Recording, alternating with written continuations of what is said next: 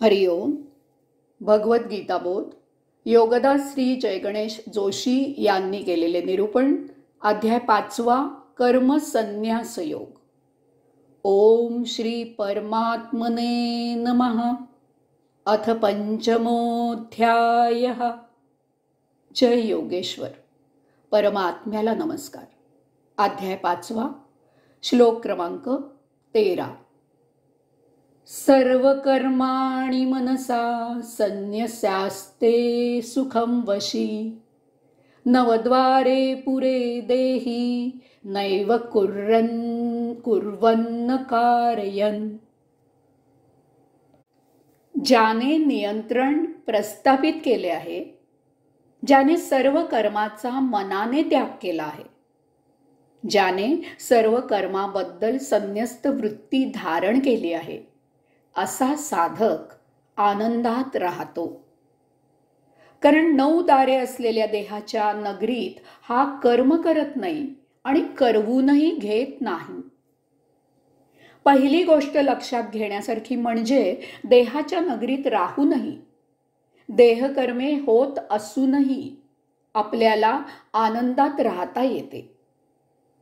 देह ही एक नगरी आहे आणि त्यात आत्मा, तो पुरुष म्हणजे स्व, म्हणजे आपण वस्ती करून राहतो अशी कल्पना केलेली आहे. या नगरीला 9 दारे आहेत. या नगरीला 9 दारे आहेत. डोळ्यांच्या 2 खाचा, 2 नाकपुड्या, 2 कानांची भोके, मुख, गुद, शिन्न अशी आपल्या देहाला 9 भोके आहेत. ही भोके निदर्शित करण्याचा उद्देश म्हणजे यात ज्ञानेंद्रिय आणि कर्मेंद्रिय यांचा समावेश आहे. देह या नगराचा कारभार म्हणजे आत बाहेर होत असलेला व्यवहार या द्वारांमुळे होत असतो. याचा अर्थ ज्ञानेंद्रियांनी आणि कर्मेंद्रियांनी कर्म होत असूनही आपण जर त्या कर्मापासून अलिप्त राहिलो तर आपण सदा सर्वदा कैवल्यानंदात जीवन व्यतीत करू शकतो.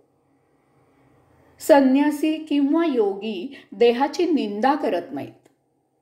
संन्यासी किंवा योगी योग साध्य होण्यासाठी, अध्यात्मासाठी संसारापासून पळून जात नाहीत. देहधर्म त्यांना मान्य असतो. त्याकडे पाहण्याचा त्रयस्थपणा ते अंगीकारतात. त्यामुळे कर्मफलाच्या उपभोगात ते अडखत नाहीत. या संन्यस्त वृत्तीमुळे देहभोग निर्माण होत नाहीत. आत्मा शुद्ध असतो. त्या योगे मुक्ती प्राप्त होते.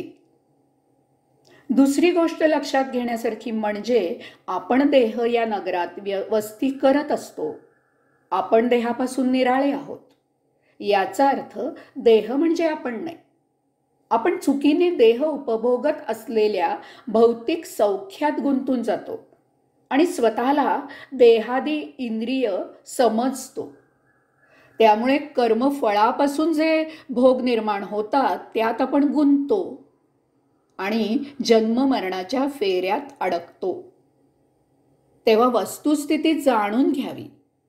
देहापासून स्वतःला पृथक करून स्वला जाणावे आणि कर्मफळापासून, कर्मभोगांपासून अलिप्त असावे. विदेही ही मानसिक अवस्था आहे. यासाठी मनाला लगाम घालून त्याला आपल्या सेवेला लावावे.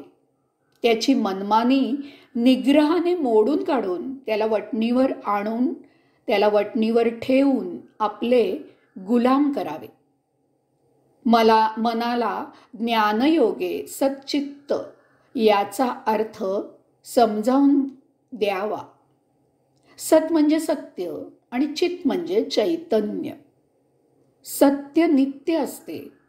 या विश्वात नित्य चैतन्य एकमेव गोष्ट आहे आणि ती म्हणजे आत्मा.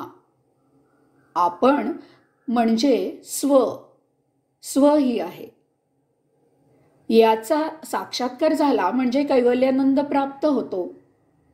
वरील 2 गोष्टी लक्षात घेऊन आपण देहभोगात न अडकता ममता आणि आसक्ती यापासून दूर राहावे.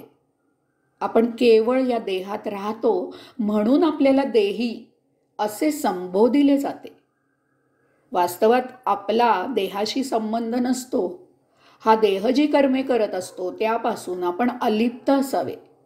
देहादी इंद्रियांवर आपले नियंत्रण प्रस्थापित करावे. आपण त्यांच्या अंकित होऊ नये. आपल्या प्रेरणेने देहाचे कर्म व्हावे हे उचित आहे. परंतु तरीही आपण त्यात सहभाग मानू नये.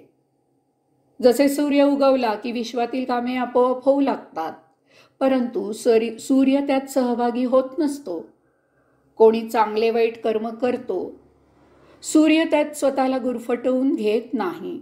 तो घडत असलेल्या या सर्व कर्मांपासून अलिप्त असतो. या सर्व कर्मांना केवळ साक्षी राहतो. कोण काय करत आहे त्याच्याशी त्याला कर्तव्य नसते. तद्वतच आपण देहाला सत्कर्माच्या प्रेरणा द्याव्या, परंतु त्याच्या कर्मात सहभाग घेऊ नये. देहाच्या कर्मापासून आपण संन्यस्त वृत्ती धारण करावी. आपण काहीही करत नाही आणि काहीही करवून घेत नाही. कर्म देह करत असतो. कर्म देह करत असतो. त्याचा कर्तेपणा देहाचा आहे, आपला नाही. या वृत्तीमुळे कर्मभोग निर्माण होत नाहीत. या योगे आपण कैवल्यानंद प्राप्त करतो.